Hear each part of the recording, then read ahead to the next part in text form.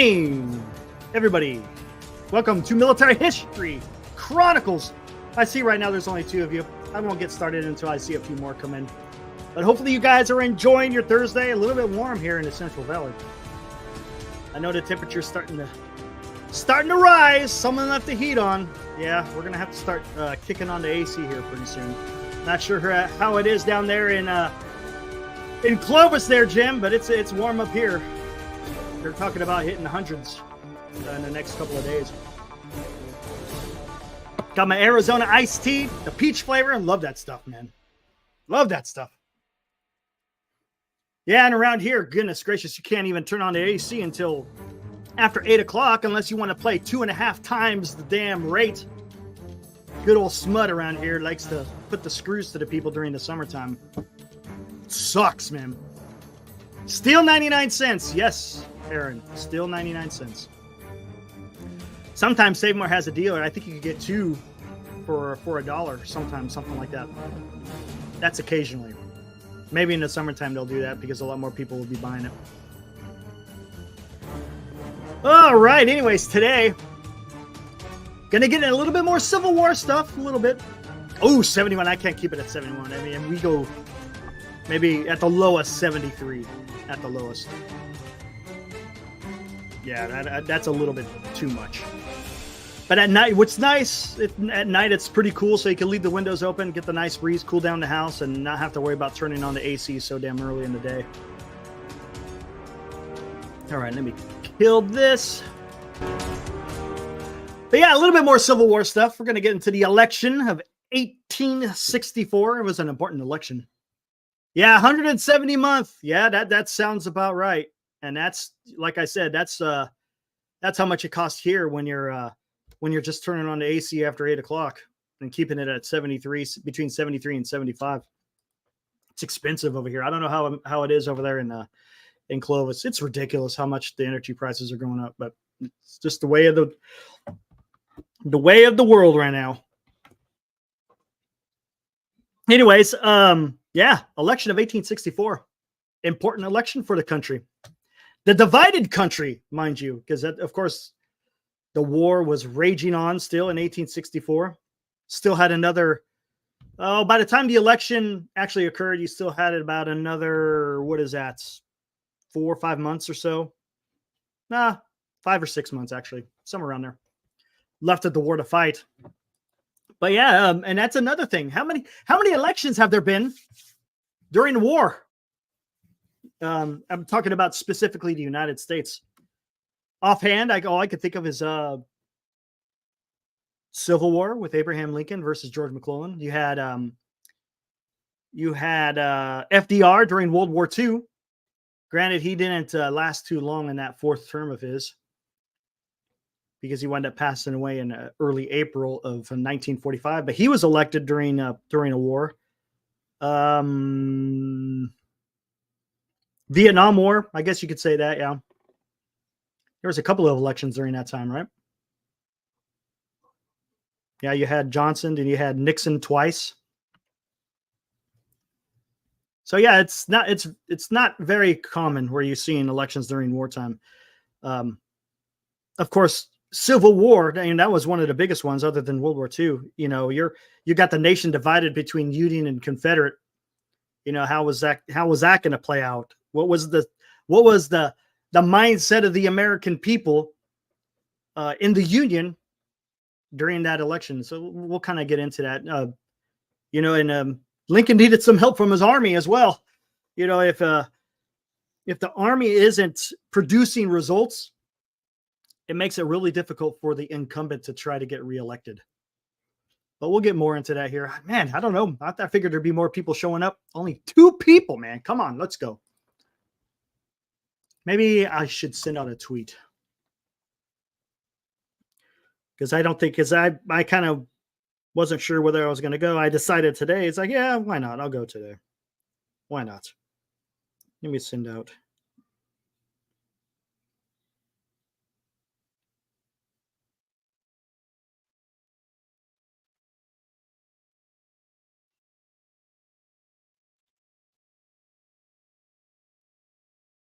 Just give me a minute.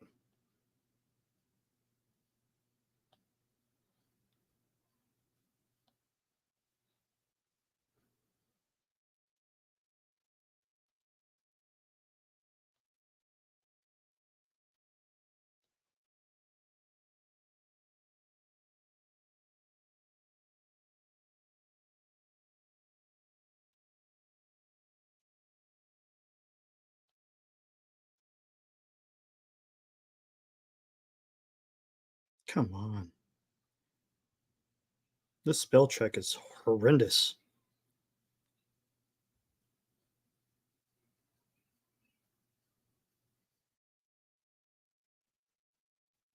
There we go. Hey, we got 4 people. What do we got here? His opponent only won a few states, right? Basically, yeah, it was pretty much a landslide.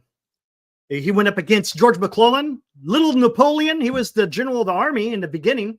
That's who actually Lincoln appointed to run his army in the outbreak of the Civil War in 1861. So yeah, he was he was going up against his fellow general. And gosh, I want to get more into it. Wait for a few more people to show up, and then we could get more into it, because it is quite interesting how all that worked out. And of course, there's a lot of big news going on today. You know, the whole Donald Trump stuff. Whatever. What a circus! Just a circus. That's all it is. It's a circus. Whatever. Man, oh man. The world we live in. Now we get a few more people. Appreciate everyone that's popping on. Oh, excuse me. Damn, a little bit too much on that. Thanks for everyone who popping on. Yeah. Popping. Yeah, there we go. Without freaking. Yeah, pretty much. Not all politics, but yeah, a lot of it is a circus. It is. That is true, Mark. That is true. Just the way it is. I mean, you could even say, I mean, you could get into a little bit of stuff here on no. Not a smoker here. No smoker here. Just got done eating a bit ago, so that's you could blame the carne asada fries. Even in 1864, you know, there's a little bit of weird stuff going on. Nothing too crazy, but I mean, compared to what's going on today, but there's always shenanigans going on in some way or another, you know, and the past isn't immune to the things that are kind of happening today. I'm not comparing, you know, what's happening today to 1864, by any means, but there was still some weird stuff. All elections have that kind of weird stuff going on, but we'll get into that. First thing I'm going to bring up here. Let's see what we got. This is from the National Park Service. It's kind of a little of a brief overview of Lincoln. And the parts I want to pay particular attention to is, of course, the election of 1864. First off, good old McClellan, George McClellan. If you guys do some reading of history on the Civil War, yeah, George McClellan isn't a very well liked individual.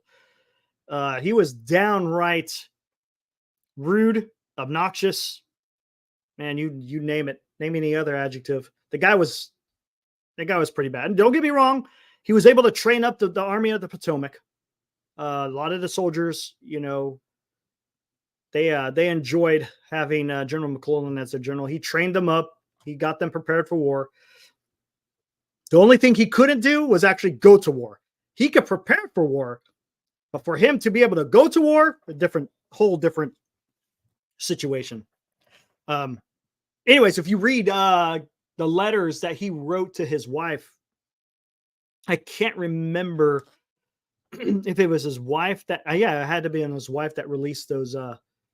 I don't know if it was a memoir or if it was just the letters of George McClellan, something like that. And of course, a lot of historians ever since then will reference those letters. I mean, some of the names that he called President Lincoln at that time, he was calling him an ape. Pretty much, didn't know what he was doing. He felt like he was a dictator. If he wanted to, he could do whatever he wanted with the country because of how much power they gave him, which they did. I mean, when I mean by they, I'm talking about what the amount of power that he gave George McClellan. But as I said, he couldn't lead the army into battle. He was horrible. He was horrendous. There was never enough men. There was never enough time. There was never enough equipment. And finally, after the Battle of Antietam, where the Union had a significant blow against the Confederacy, they won the field that day. But they did not pursue the Confederates after that battle. At that point, Lincoln had enough, fired him, sent him on his way. This is again, the Battle of Antietam was 1862. Fast forward to 1864, Democrats are trying to figure out who are they going to nominate. Lo and behold, Mr. George McClellan shows up, wants to get the Democratic ticket to run against President Lincoln. The platform of the Democrats at that time was basically just peace. They wanted to end the war. They wanted to negotiate with the Confederacy, end the war, and basically try to bring the nation back together. Would it still have been divided? Man, that's subject to speculation, of course. But it was they were trying to take advantage of the war weariness that was happening within the Union during that time in 1864. The Union were finally getting some victories under their belt. We could go back to in July of 1863. You had the victories of Gettysburg and Vicksburg. A little bit later on, they got defeated in Chickamauga. That was in the West, of course. But then right after the Battle of Chickamauga, you had the Battle of Chattanooga, where Grant, again, was able to lead his army against Braxton Bragg, was able to throw the Confederates out of Chattanooga. And at that time, he earned his promotion to go back east to become the general of the army, take over matter of fact, they called him Old Brains, Henry Halleck, who was the general of the army at that time. So he went over there and took his position. He stayed back east, attached himself to General George Meade's Army of the Potomac. Granted, Meade still had operational control of that army, but of course, Grant was there. And, if you got general of the army with you, you kind of understand where that kind of went. He was going to call the shots. He left the Western Theater up to his friend, General William Tecumseh Sherman. What was that called? The Military Division of the Mississippi, something like that. I think that's what they called the army unit that Sherman took over. At that time, he began his march. This is again towards the spring, summer of 1864. They started marching down from Chattanooga to go down into Atlanta to strike the heart of the Confederacy. And at that time, like I said, Grant was over in the Eastern Theater, and he began his overland campaign, which was going to drive down into Richmond, try to take Richmond and try to end the war as quickly as possible. Again, it was basically the Union was advancing on all fronts. Like I said, Sherman was advancing in the West, going down towards Atlanta, and you had Grant trying to go down into Richmond. No West for the weary with the Confederates. They were under some strenuous times, both economically, the amount of manpower, being able to wage war, especially with losing key components. When they lost Nashville, that was one of their few cities that had heavy industry where they had forges where they can make the means of war. Atlanta also had the same means. So you had General Sherman, his eyes were dead set on Atlanta. He was going to go take it. But with the overland campaign, there was a lot of casualties. That's where Grant got the nickname the Butcher, because he would just throw wave after wave of Union men into fortified positions of the Confederacy. And there's something interesting about that. They call him the Butcher because of how many men they lost. Well, what's interesting, if you do some research, as compared to Lee, and you're just using percentages, of course, Lee had a far fewer amount of men, but percentage-wise, it was Lee who was literally the Butcher. He would send a higher percentage of his men to attack and really gain nothing from it. But again, that's just the way it is. When certain people get it in their head that, hey, he's just sacrificing innocent Union lives against against the Confederate fortifications and showing no result, people start getting tired. The war weariness, as I said, starts setting in. Were the American people getting tired of war? If you think about it, in 1864, we're going on 3 years worth of war. Both, men being drafted, the economy, the economy was still doing okay in the North, but you're still sending loved ones to go fight the battle, and it was having its toll.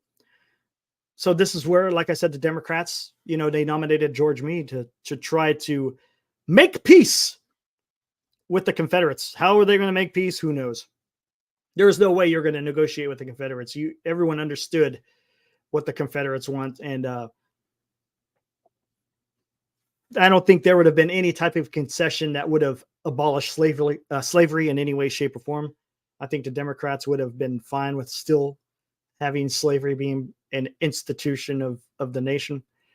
So yeah, it would have been quite interesting to see what would have happened if McClellan. But let's get into this article real quick here. Let me blow it up a little bit more. Let's see how that looks. Yeah, that looks better. Oh, let's see where we're going. Okay, we're going with that's not what I wanted. Yeah, because I zoomed in. Let's go back down here. Yeah, back down. Oh, here we go. Grant talking about his potential presidential. Of course, he becomes president a little bit later. All right, by the fall of 1863, McClellan was making public political statements and endorsements of candidates. He agreed with Lincoln about the need to preserve the Union, but did not feel that slavery was the issue needed to be addressed. McClellan was courted by Democratic Party for the 1864 presidential contest and became their candidate while still serving in the Army. McClellan found himself in a unique position of being a candidate who felt that the war should be fought to preserve the Union while running on a Democratic platform that advocated peace and concluded that war was a failure. There was something I wanted to say in there. What was it? Oh, well, whatever. I'll get into it later. The Democratic Party read in part that this convention does explicitly declare as the sense of the American people that after 4 years of failure to restore the Union by experiment of war, the public welfare demands that immediate efforts be made for a cessation of hostilities with a view to an ultimate convention of the states. The progress of the Union Army slowed following the 2 victories at Gettysburg and Vicksburg. A growing weariness of war and a dissatisfaction of its progress developed, and a tenuous alliance of Northern War Democrats, abolitionists, and former Whigs that helped elect Lincoln in 1860 began to unravel. So Lincoln was facing some challenges with the people who got him elected in 1860. That's a subject for another time to talk about that. That was a unique election as well. Despite the stress and strain of the office, Lincoln wanted to retain the presidency for another term. When asked about his intentions, Lincoln wrote to Illinois Congressman Elihu Washburn in the fall of 1863, "A second term would be a great honor and a great labor, which together perhaps I would not decline if tendered."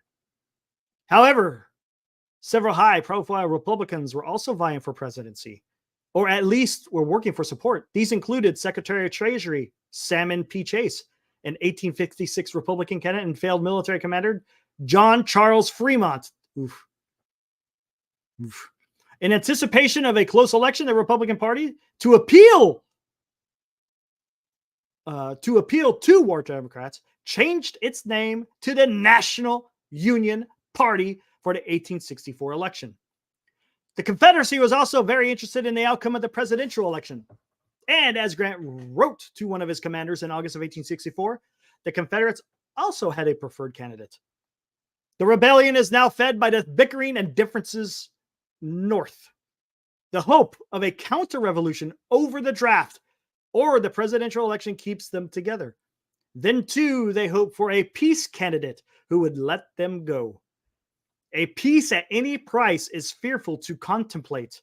It would be but the beginning of war. By August 1864, Lincoln's political insiders advised him that his re-election was in jeopardy. Republican leader Thurlow Weed wrote to Secretary of State William Seward I have told Mr. Lincoln that his reelection was an impossibility. Lincoln seemed to agree that his administration was not going to be reelected. On August 23rd, Lincoln called his cabinet together and asked them to sign the back of a sealed document. The document was a memorandum that stated, "This morning, as for some days past, it seems exceedingly probably that this administration will not be reelected. Then it will be my duty to so cooperate with the president-elect as to save the Union between the election and the inauguration, as he will have secured his election on such ground that he cannot possibly save it afterwards." The close election demanded attention to every political constituency, especially the Union soldiers. Each individual state determined on their own the process by which soldiers' vote was to be handled. Wisconsin was the first to permit their soldiers to vote in the field through absentee ballots. California, Connecticut, Iowa, Kansas, Kentucky, Maine, Maryland, Massachusetts, Michigan, Minnesota, Missouri, New Hampshire, New York, Ohio, and Pennsylvania all followed suit. However, Illinois, Indiana, and New Jersey, which all had Democratic-controlled state legislatures, did not pass legislation allowing soldiers to vote in the field. Likewise, Delaware, Rhode Island, Nevada, and Oregon failed to permit absentee voting. Whenever possible, in these cases, soldiers were granted leave so they could return home to vote. That was something that, as a matter of fact, President Lincoln authorized. He authorized these soldiers. What's up, Eric? He authorized soldiers to be able to go back home on leave, cast their vote, and then return to the front. Kind of interesting. Again, he wanted their vote. There was no guarantee that they would vote for him, but he allowed them to return home to go vote. The presidential candidates offered the soldiers two distinct choices. A victory for the current Lincoln administration would mean the continuation of war. A victory for General McClellan offered the hope for immediate cessation of hostilities and the possibility of permanent disunion. It might seem that the soldiers would rather vote to end the war so they could return home, but a vote for McClellan would invalidate all the sacrifices that they and their comrades had made. As one soldier put it, "I cannot vote for one thing and fight for another." Another wrote, saying, "I do not see how any soldier can vote for such a man, nominated on a platform which acknowledges that we are whipped." So there was some patriotism there on the Union soldier. What would have been the normal boredom of campfire life was stirred up with the upcoming election. One soldier wrote in his diary, "Politics keeps up quite an excitement on our company." Grant, while supportive of the soldier vote, wrote to Secretary of War with the following guidelines for the election season: no political meetings, no harangues from soldiers or citizens, and no canvassing of camps or regiments for votes. He wanted to keep it orderly. I can understand that.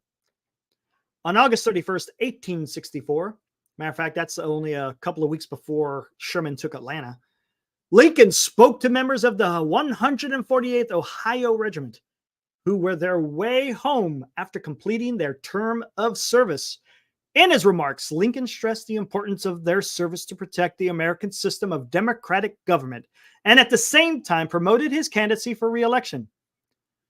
"We are striving to maintain the government and the institutions of our fathers, to enjoy them ourselves and transmit them to our children and our children's children forever. To the humblest and poorest among us are held out the highest privileges and positions. The present moment finds me at the White House. Yet there is as good a chance for your children as there was for my fathers. Again, I admonish you not to be turned from your stern purpose of defending your beloved country and its free institutions by any arguments urged by ambitious and designing men, but stand fast to the Union and the old flag. Soldiers, I bid you Godspeed to your homes." Most historians agree that two factors carried Lincoln to victory. First, the progress of the Union military in 1864, especially General Sherman's capture of Atlanta. And secondly, Lincoln supporters successfully conducted a campaign that portrayed the Democratic platform as traitorous. Traitorous. We got a little pie graph here, pie chart. Republican Abraham Lincoln received 55% of the popular vote to George B. McClellan's 45%. The soldier vote only accounted for 4% of the total vote cast. Despite Lincoln's fears in August, he overwhelmingly defeated McClellan in the popular vote by receiving 78% of it, compared to 22% of his for his opponent. Lincoln interpreted his re-election as a mandate that the war should continue, with the outcome of reunification of the nation without slavery as the only acceptable result. Following the election, let's get in here. The importance of 1864 election cannot be overemphasized. The fact that during a civil war, when Lincoln could have made a case to retain his presidency without an election, the democratic process continue unimpaired, was a testimony to the democratic system of government. The election of McClellan and the Peace Democrats would have ended the war, but reversed the progress that was made towards emancipation and the end of slavery. Historian Mark E. Neely Jr. went so far as to write that had he, McClellan, won, slavery would have doubtless have survived the war. And the history of the American racial relations might be a good deal more like South Africa's. Thankfully, we can only speculate about Neely's conclusion. Because of the resolve of Lincoln and Grant, the two Western heroes who were relatively unknown a decade earlier, the war was pushed. They pushed relentlessly with the same vision on two fronts: by Lincoln in Washington, by Lincoln in Washington, D.C. on the political front, and by Grant in the field at the military front. There you go. How about that? How about that? That was important, though. As they discussed in that article, could have been a totally different country if George McClellan won. And I love the part that they talk about that. I mean, if I'm not mistaken, I think there's something in the Constitution where you can cancel an election. I don't know if it's cancel. I'd have to do some research to find out exactly what the criteria is. They're alluding to in that article that the president could have retained his presidency without an election, which is pretty unique. I mean, it wouldn't be the first. I mean, Abraham Lincoln, he suspended habeas corpus article, or the Fourth Amendment of the Constitution. He suspended it again because of his wartime powers that he thought that he had. That's something else that can be talked about. Not really military history, but that's something that can be talked about as far as this history point of view. But yeah, it was pretty unique. It looked like at that time, the Peace Democrats, they really didn't understand the resolve that the American people, I should say, the American people of the North, the resolve that they had of continuing the war, because I think they understood what it meant if you won the war. And I think they really understood what it meant if they lost the war. Soldiers, again, hey, they don't want to lose. They want to win. They want to see it through. And as they used that example, that one soldier, and I'm sure, he probably represented quite a bit of the population of the war. Not all of them, but I'm pretty sure it's quite a bit significant. Hey, we've been fighting this war for a long time. We want to see it through. I don't want to, he probably had some friends. He probably had family who died during the war. Why do you want to just give it up? Which I can totally understand. But it's unique. I mean, it's an election that was very important for the nation, for the simple fact, which direction would it have gone. You had some interesting things happening. You had absentee. What's up, Fosse? You had some interesting decisions by certain states on whether or not they would accept absentee ballots from their soldiers. Some states allowed it, some didn't. What's up, Red? Of course, those that didn't allow absentee ballot was, they had a stake in the game because, they had Democratic legislatures. Of course, they wanted their Democratic nominee to win, so they're not going to allow soldiers, because I think they feared the soldier vote. And I think that was the reason why they did what they did. And of course, most of the northern pretty much all the northern states. I think there was a couple of the border states in there that were a little bit no, I don't think there was. I have to go back and read it. But pretty much all the northern states said, hey, yeah, absentee ballot so you can get your vote in there. Hey, no worries, Fossey. Hey, appreciate you putting me on while you're driving.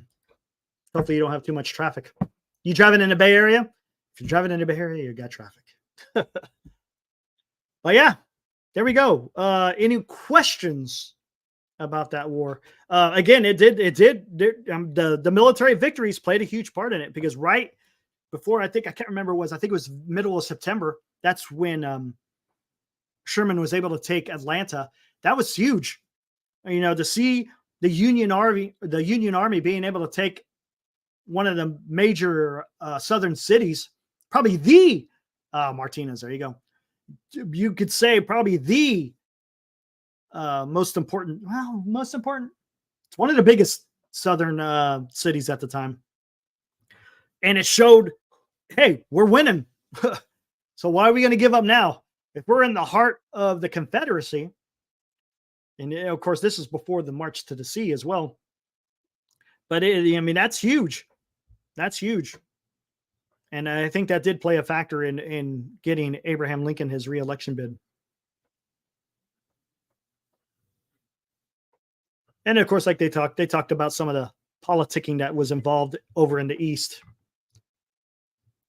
which you can understand. You want to label the Democratic Party as traitorous because you want to give in.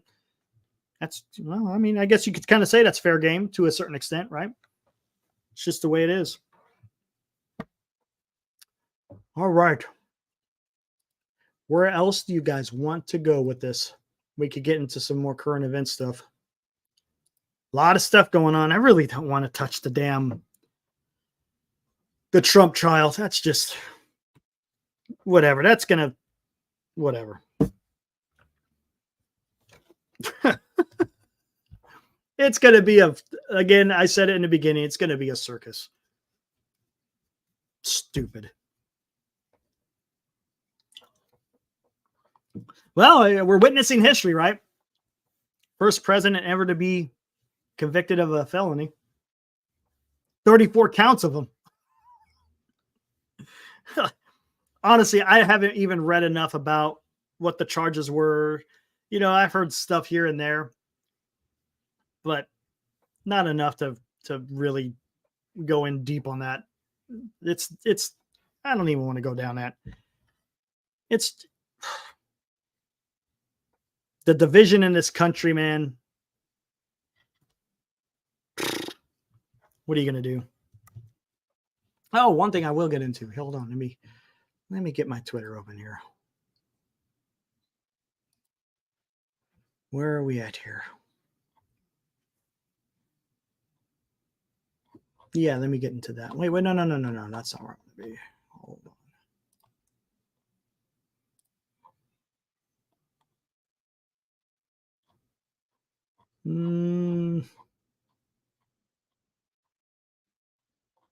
Where is it at? Here we go.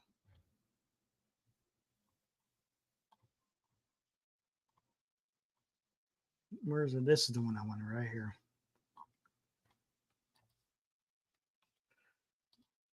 Here we go. Get into good old Twitter. Breaking. This is this morning, late morning, early afternoon. Biden administration has quietly given Ukraine permission to strike inside Russia, solely near the area of Kharkiv, using U.S. provided weapons. The policy of allowing long-range strikes inside Russia has not changed. So that's quite interesting. Supposedly, where is it at? Get up here. Where's that map? Where's the map? Oh, no, it's not. I know where it's at. 1 second.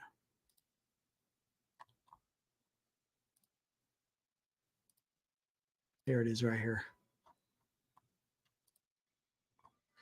This is where they're going to allow the strikes to to commence. What's going on since we've talked last? I think we talked a little bit. Russia's trying to open up a new front here in the northern part, the northwestern part. Well, no, I'll just say northern part of Ukraine. You got the city of Kharkiv here. Russia is massing troops here. So supposedly, President Biden allegedly gave permission for Ukraine to actually commence attacks. I think the border is right there. That's the border. So they can strike Russian forces on the Russia side of the border in this area to eliminate any forces that are building up over there. So albeit that's a little bit interesting. Be a little bit interesting. I'd rather talk baseball than today's politics. Oh my gosh, yeah, I hear you, man. That's the damn truth, Red. I totally understand that. But it's going to be unique to see how this plays out. Because the United States, of course, they armed with the passage of that the bill. They were able to give Ukraine a lot more weapons, especially the ATACMS, the ballistic missiles, where they can attack deeper into Russian territory if they want. As a matter of fact, they're able to hit Russia-controlled Crimea. They've been nailing Crimea quite a while. It seems like almost every other day or so they're launching some type of missile strikes into Crimea. There was a big strike the other day. I guess you would say earlier today. They hit a troop disembarking barge over by the Kerch Strait. The Kerch Strait here. Yeah, let's bring that up. Let me get rid of this.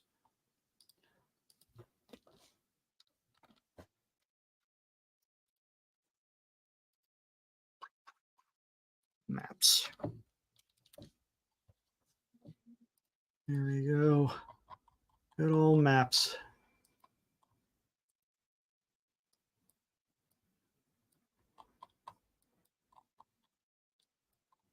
There we go. There you go. This is the Kerch Strait right here. There's a major bridge right here, the Kerch Bridge, which links Russia to Crimea, which used to be part of Ukraine or is whatever. I mean, we'll just say it used to be part of Ukraine, which is now controlled by the Soviets. But over in this area, I guess there was some military equipment for disembarking troops. So if they want to transport troops across the strait, there was a port over here, and I guess those ATACMS missiles was able to hit this location. So there's a lot going on. And over here, there's a bunch of stuff they're striking. There's a bunch of airfields that they hit. So, yeah, war is still raging. Feels like there's tension everywhere in the world right now. It's been that way for a while there, Posse. Been that way for a while. Of course, the stuff in the Middle East is still going on. It seems like the Iranian and Israel stuff has died down, huh? You're not seeing a whole lot going on with that. That's kind of died down. You know, everyone thought it was going to get kind of nuts. Had the potential to, but looks like, for the most part, cooler heads prevailed, and it didn't escalate into anything worse than what it could have been. Oh, another interesting thing that happened too is you had Vladimir Putin and Xi Jinping. They had a conference in China. Kind of interesting. As a matter of fact, let me bring that up real quick. I'll leave that. Can't remember the name of that damn pipeline. I'll find it. Hold on.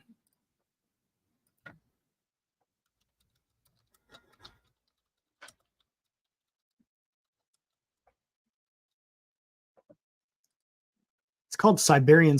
That's it is. That's what it is. There we go. Power of Siberia.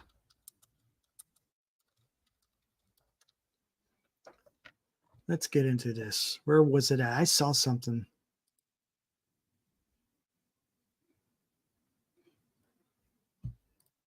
Where was it at? There was one in here. I wanted to see it. Is that the one? There was a certain Yeah, it was SP Global, I think.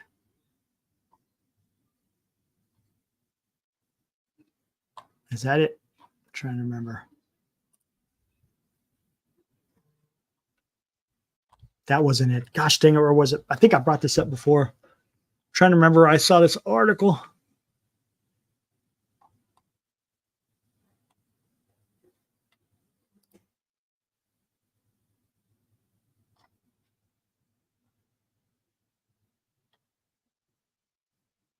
Hmm.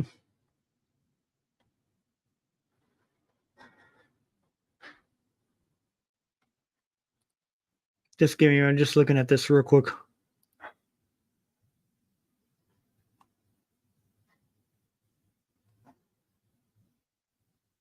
I'll just bring this up real quick. I think what it is Russia's starting to feel the pinch, and they got this what they call Power of Siberia. That's a pipeline. I think there's Power of Siberia 1, and they're trying to get through Power of Siberia 2. But it sounds like the Chinese aren't too. It sounds like they're not going to worry about the Power of Siberia 2. Again, it's a way for Russia to supply LNG and oil to China. Here, let's get into this real quick. Power Siberia, the first natural gas pipeline to bring Russian gas into China, began operations in December of 2019. Initial capacity of 5 billion cubic meters would meet the 1.3% of China's 2018 natural gas consumption. And then here you go. This is the map. This is the pipeline that comes out of course, Siberia, Russia, into China, so it can supply them with their energy needs. Yeah, and it just breaks it down. You guys just I'm not gonna get all into this. It's pretty convoluted, and you might want to just read it yourself. What's up, Cryptic? Appreciate it, man.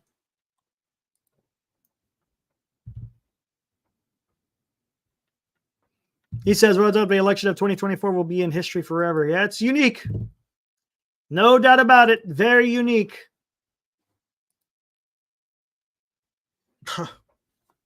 Yeah, and we're living right in the middle of it too, aren't we? What are historians going to write about this election in another 20 years? Maybe even sooner than that. I don't know, man. It seems to be a mess, doesn't it? I'm not excited about either one, to be honest with you. Just to, full disclosure, I'm not excited about either one of them. I don't know how great our country is, how this is what we've been relegated to. It's a circus, man. It's a circus. I keep saying that, but that's the truth. God, man.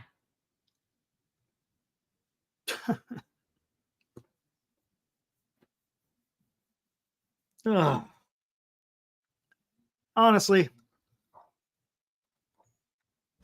Oh, yeah. Hey, Will, you want to come in for a bit? Hell, I'll send you a link.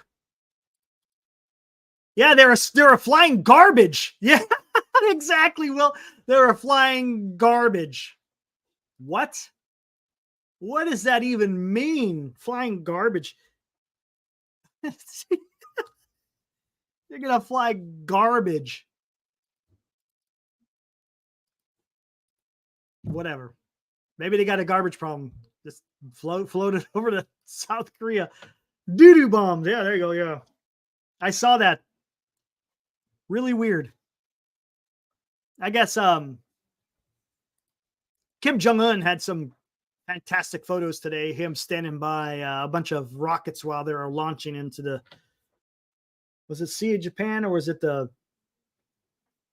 South? No, the East Sea, something like that. I can't remember. He did something like that. It was publicity.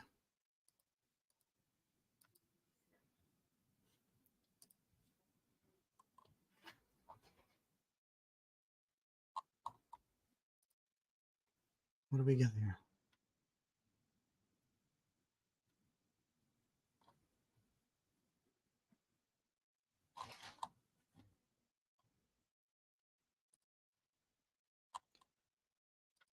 Let's see what we got. Oh, hold on, Izzy. Yeah, that kind of fell right away. I sent you the link, Will, if you want to come on in. Just doing something real quick here. Why is it?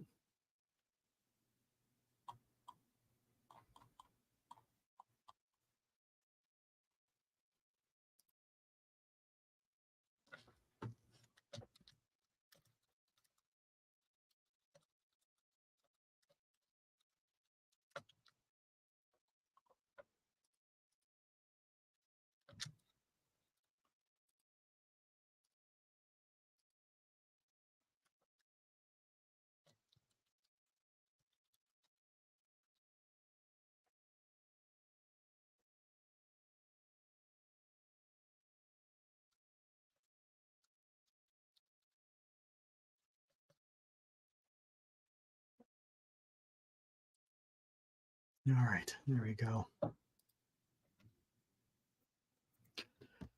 Yeah, we had all those war games going on with the Chinese. They surrounded Taiwan. That was pretty. That perked my ears a little bit. Nothing surprising, but it just, hey, yeah, they surrounded Taiwan. So if they wanted to, Eric, our elections won or bought? Man, you're right. That's tough. That's a loaded question there, Fossey. That's tough.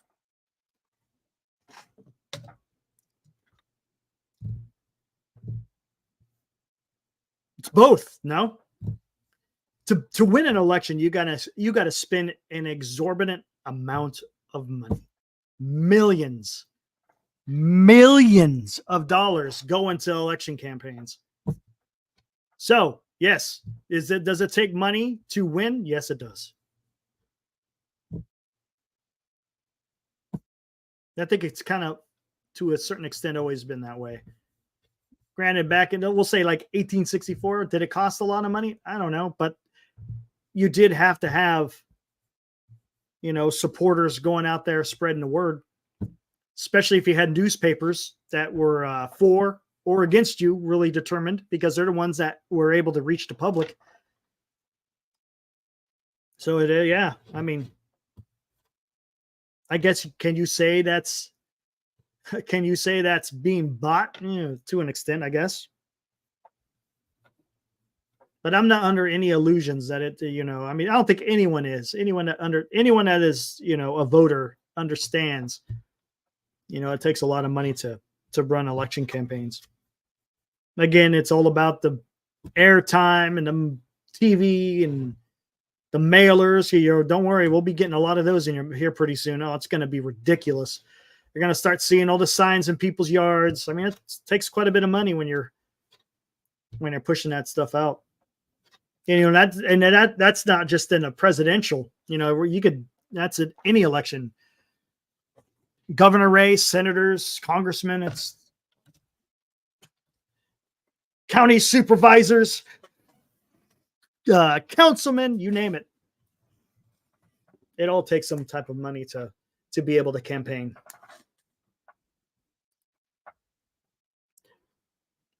My issue is the person who's running, is he or she doing what they say they're doing?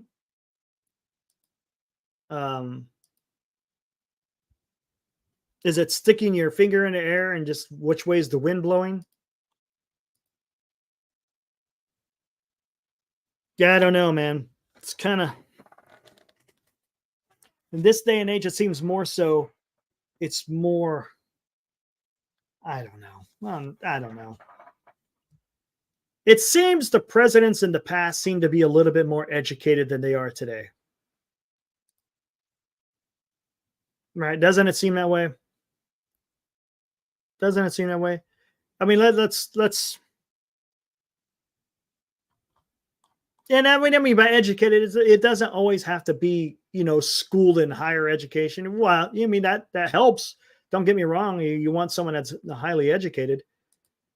But why don't you go over the election where John Quincy Adams won? That's the craziest till this year's. Yeah, that was a little bit of crazy one, right? I got to read that book. As a matter of fact, I got David McCullough's book over here. That's one of the books I'm going to have to start reading. That's before they even had political parties. That was the whole damn Federalist or Republican, not as in party, but as in a way of thinking. You had your Federalists and you had your Republicans. All right, with that, we're bringing Will. What's up, Will? Yo, it's cracking, man. It's going, man. But don't you agree, man? Didn't it seem like they seem to be a little bit more educated in the past, talking about just presidential nominees? They seem to be more educated, period. Yeah, didn't it seem like, even if, and again, I said this, even if you're uneducated, they seem more let's use the word enlightened. Right. It wasn't celebrities. It wasn't career politicians to a certain extent. I mean, some of them were, but they just, I don't know, man. I don't know what it is. If you read the speeches that, people like George Washington wrote or Thomas I was reading Abraham Lincoln stuff. My God, they don't write like that no more, man. It's night and day, dude. It's like royalty speaking to you almost, and it's so refreshing when I read stuff like that. You read what these guys wrote and you're just like, man, that resonates. But today it's nothing like that. And keep in mind too, a lot of these guys weren't really all that educated either. They were just well-spoken individuals, man. Right? And I mean, don't get me wrong. I mean, for example, well-readness. Yes. Abraham Lincoln, his childhood education was non-existent, but he self-taught himself. He became a lawyer. Yeah. But he also had innate abilities to be able to connect with people, the way he told stories, the way he was able to communicate on a whole different level than it is today. And you would think it would be so much easier for people to be able to resonate, but oh man. No, you got people talking in emoji now. LOL. Yeah. Like, did I just hear at the, I went out to this, there's a bar down here called Noble Hops. And I went out there and I heard somebody say LMFAO. I'm like, hold on. They said it? They spoke it? I was like, I need to get out of here. I'm on the wrong side of town. They spoke it. And I was like, I'm on the wrong side of town, man. I need to get the hell out of here. So next time when, I'm on NorCal or I'm on here and I laugh, I have to just say, LMFAO, bro. LOL. God, what is that, man? That was so weird. Probably a snowbird. They're going away anyways now. Yeah. It's too hot for them, man. Yeah, it's supposed to start getting hot over here. I bet you it's been hot over there, huh? Yeah, it's been the 90s around here, and we're in the hundreds from like here on out for the most part. Yeah, we're getting there here pretty soon, as a matter of fact. It's not too bad, though. We got a nice little breeze coming in around here, so stay out of the sun. It's not too bad. You got Kilt out here. It says it gets much worse. Imagine what presidential life will be in 30 years when it's between some ratchet diversity Democrat versus Tim Pool.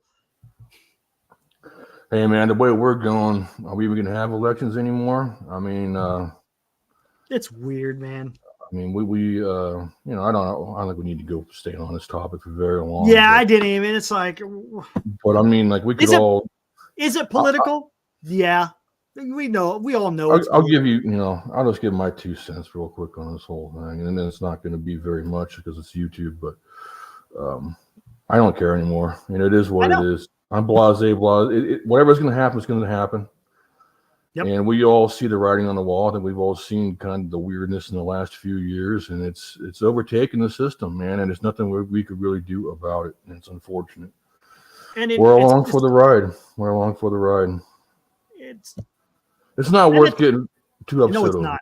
It's not. And it's both sides. It is to an extent. 100%. Granted, 100%. One side, is a little bit more active in doing this kind of stuff. The other one side's a lot better at it than the other. That's for sure. Ain't that the truth? GOP, man, they okay. The grand old what? Yeah, it's a total. Yeah, it's a mess, and it's a shame though. Especially and you and I have talked about this before. About being veterans and whatnot. Because back when we served, we felt like we had a purpose. Like we felt like we were doing something. Yeah. And now it seems like they just wash their hands with all of that, and it's just I don't know. And it's not even look. And both candidates, are they even talking to the American people, or are they just talking to each other? You know what I'm saying? It's they're insulting each other. It's just one round of insults after the other, dude. Trump, I don't give a shit if you got convicted. What are you going to do for the country? Hey, by all means. But But it's kind of beyond that now because I mean, goodness gracious, if you let's be honest, do we think Donald Trump is an angel? No, hell no. Hell no. And Is nobody Biden is. an angel? No. Come on. No, That's what I'm saying. not So by it's me. not like it's be. Can someone just act presidential? At least act. At least try to Right. fool us with acting. I mean, God, man. I don't know. It's man. Yeah. I don't even know what to say, man. Other than It's, Banana no, Republic. that's all you can do. Will, all you can do is LOL. That's all you could do is LMFAO and Yeah. ROFL and God, man, that was weird. I think Yes, Biden has been a disaster. that was very bizarre. I felt very uncomfortable when I heard that. Did you There's hear? you know what it is? There's a lot of tech workers around here. Like there's a big IT scene around here, so that must have been one of those guys. Huh. LOL, Interesting. LMFAO. Yeah, right on, bro. Yeah, Good I was man. already talking about that, Cryptic. You heard about that with Biden giving Ukraine the okay to strike targets with inside Russia, but only along the northern border over by Kharkiv. So, what is that going to do exactly? I mean, think yeah, it does it allows Ukraine to hit the Russians while they're massing, because that's what they're getting ready to start that second front. So if you can hit them while they're massing on the Russian side of the border, I mean, that would help. That would help. Yeah, that's true. Oh yes, I'm with you. Kill. Because you can't look if I mean, you think the Russians give a shit about attacking targets? I mean, they invaded a country. No, I don't give two F's. I mean, man. it's war. It's war. Yeah. And when you start putting to an extent, Well, it was starting to get to be like Vietnam, right? Where the politicians are dictating what you can and what you can't hit. and that's the other thing too. Like who? I mean, let's be honest here. Who the hell are we to dictate what they? I mean, come on. Fight your war, man. Fight your damn war. You want to go hit Moscow? Hit Moscow, man. It gives it. That's on you. That's on you though when you do it. Yeah, it is. Right. Exactly. But I mean, if we're not under any illusions that China and North Korea and Iran's also helping in Russia too. So look, yeah. And that's the crazy part is the West are so afraid, it seems like, for let the Ukrainians do whatever. But it's okay if Russia does it with China and North Korea and Iranian weapons, right? It's just you can't fight a war when you're putting one arm behind your back, right? It's just. I mean, they're never, as long as they're being provided with weaponry from the big three there's no way that Ukraine is going to be able to. The war of attrition will be lost. To say it like that. Yeah, I mean, well, they're supposedly Ukraine's starting to. And then at the other time, 27 and older now. Do we even have any weapons to give them anymore? I mean, like, where's our arms pile at? I mean, do they even publish those results anymore in the old DoD results or the budget? You know what else is quite unique? Have you noticed a lot of these plants that manufacture 155 rounds are being sabotaged? Yep, I saw that. It's happening in Europe. It happened in the United States. I don't know if it's. I don't want to say it's alleged. Things are happening at plants that are building 155 rounds. A little too many coincidences to be coincidences. Oh, Tom, you don't want to watch me over Band of Brothers. Go back to Band of Brothers, buddy. Oh, fantastic series. I'm gonna have to start watching that again here soon. Yeah, I was gonna watch. Fantastic series. Definitely gonna watch that one again. That one and the Pacific are pretty good. Yeah. I never watched the Masters of the Air. That just looked too freaking just phony baloney to me. No, it's garbage. Oh my god, man, what a shame! What a shame. They could have had a great series too. I know. I was hoping somebody make a series about something like that, but they just have to roll up. Oh, you know what's happening? June 5th, IFT4, man. June 5th. Yeah, another mission. That's what they're shooting for. Yeah, it's another super heavy launch. Crap. Speaking of which, on I believe it's on HBO Max. It's on HBO Max. I was watching it yesterday. They have the Space Shuttle Columbia thing on there. 4 episodes long. Really good. Eye-opening into what our government how it operates. Interesting. Man, I don't know. So there's part of me that thinks that they should have done a little bit more there. I think part of me thinks they should have given those people maybe one last chance to say goodbye, but at the same time, wouldn't they go lose their minds? Like, oh man, what about the old I What about know. the guy? There was nothing they could have done either. Nothing they could have done there. Nothing they could have done. That was such a travesty. I know. God, it's been Gosh. almost 21 years now. Oh, Isn't that is that crazy? crazy? I know. Well, 21 the years? election What that I'm the talking heck? about was 160 years ago. Right. Yeah. I was like, Hold on, man, it was let's see if I can turn this. Normandy. We're getting ready to come up on Normandy. 80 Oh, I years know. ago, man.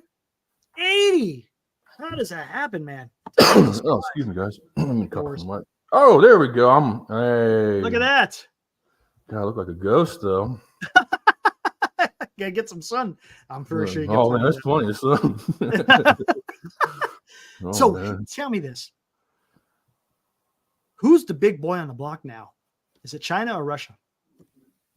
Oh, man, I think it's China still. I think it's China. always been China. Well, you noticed it's been China, I think, for a little while. Think about this. Yeah. Remember back in the day, back in the Cold War, Russia was or Soviet Union, they ran everything.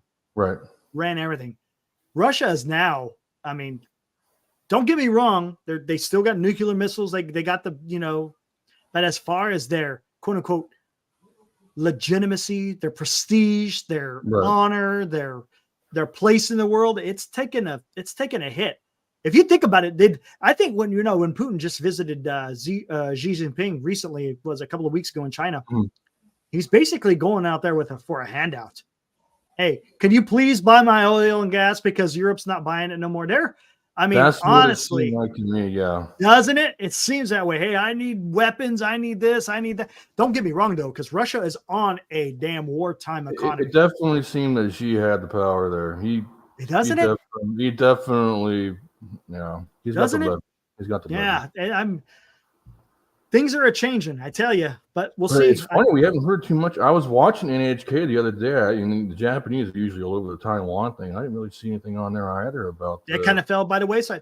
Have you noticed the Israeli and Iranian stuff you don't hear about that? The Iranian stuff is gone now. Like, that's what gone. Happened? The biggest thing was the president dying. I mean, that was nuts. Yeah, I was waiting for Khomeini to do some wildness, blaming on the evil Jews or something like that. Yeah, I know. I can see that. On America, the Zionist Americans. But he didn't do that. He didn't do that. Nope, he didn't do that. He didn't. He's not saber rattling anymore. He's pretty much. Maybe that scared him. Maybe that makes him feel vulnerable. I mean, maybe it was an assassination after all. And now he's like, okay, you know what? I'll back off. They got my guy. I mean, they could get me now. So. All speculation. Or, I mean, it's the Ayatollah that run. Maybe he didn't like what the president was doing and said, hey, we're running that mountain. Adios, amigo. Yeah, maybe. I mean, I wouldn't be you got shocking. the old Pinochet treatment. Yeah. Yeah. And then, of course, you were talking about the blockade of Taiwan with that exercise that Chinese did. Woof. Yeah. That was a little wild. They were getting a little aggressive there. Last time they shot missiles over the top, and that was after Nancy Pelosi had left Taiwan. Pelosi, yeah, that was. I don't know. I don't know if that was a smart move to do that, man. No, but the Taiwanese put out their missile batteries out there in a show of force, and good on them. They need to. Yeah. Whatever deterrence that would be. Honestly, they're gonna. They. I mean, it's their island. They better be putting forth the means. Yeah, man. Shit, I was shooting missiles over top of those mother effers, man. Well, supposedly, I think I sent you and Dan that article about the Dutch company who builds the factories for those supercomputer chips in Taiwan. Yeah. Mm-hmm. They have a kill switch program. So if China tries to invade, those are the big plan up here. I think so. Yeah. Yep. Yeah. So they gotta basically remotely they could sit there and just everything's done, and then China has nothing. Pretty cool. More. Yeah, it is pretty cool. Nice little trick to have. Oh, you like exactly? You like infrastructure? Okay, well it's about to go bye. Boom, press a little button, and the whole world stops. Oh man. But yeah, I mean they had that, and then it kind of died away. I got the Olympics are coming up here soon, right? Yeah, that's gonna be interesting. Think anything happens? Rivers they're gonna swim in. Man. Then you got it's going to be in Paris itself, right? Yeah, it's gonna be in Paris. Man. I hope nothing weird happens. Yes. I got this weird freaking feeling, man. During all this unrest, there's definitely gonna be demonstrations. You know that. Oh, there will be. There's going to be, of course. There is. The Israeli team better be careful. Remember Munich? I would, if you're an American team, I'd be careful as well. Especially, Yep. yeah. Well, I was gonna say a certain thing, but I can't go say it on YouTube. But well, did you see what's happening in Mexico too right now? They were burning down an Israeli embassy. Are you kidding me? Yeah, they were Molotoving the whole thing. They were, oh man, they set fire to it. They didn't burn it down, but they set fire to it. That's for sure.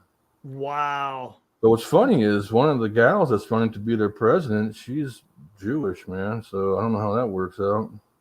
Wow. Holy crap. Crazy times, man. We're in some wildness.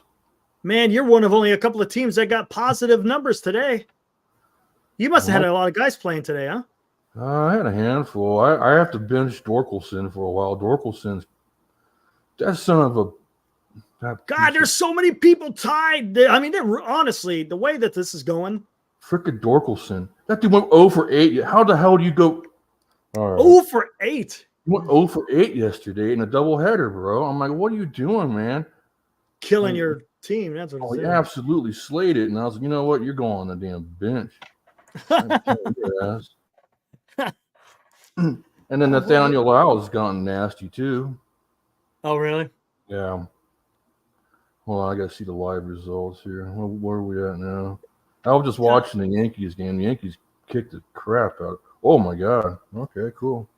Look at that. There's 3 of us tied at 52 points. Well, yesterday, there was a tie at 7. There was like 3 Yeah, you were tied with 7. Yesterday.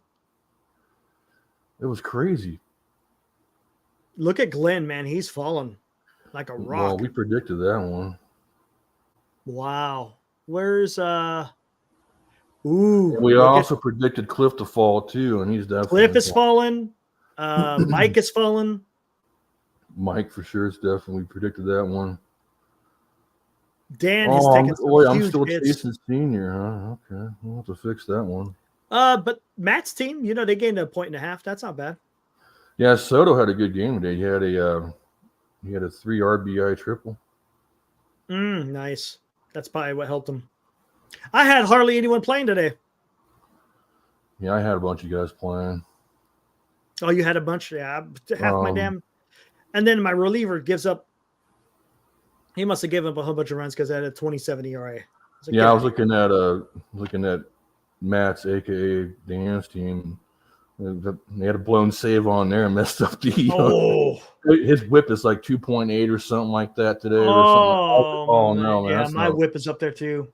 Yeah, tomorrow hopefully it recovers. That's why I said screw relievers, dude. That's too risky.